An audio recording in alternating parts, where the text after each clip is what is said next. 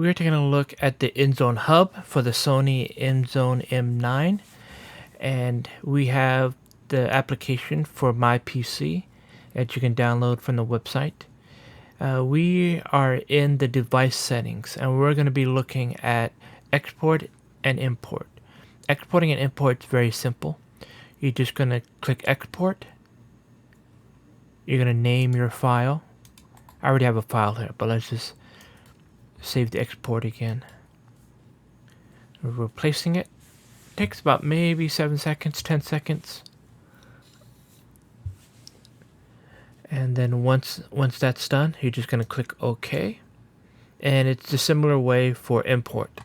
You're just going to click import, get the settings files, wherever they are, flash drive, your computer, desktop.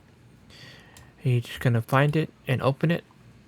Then it takes about 7 seconds or so for the settings to import. And then once they're done, you're just going to click OK, and it's as simple as that.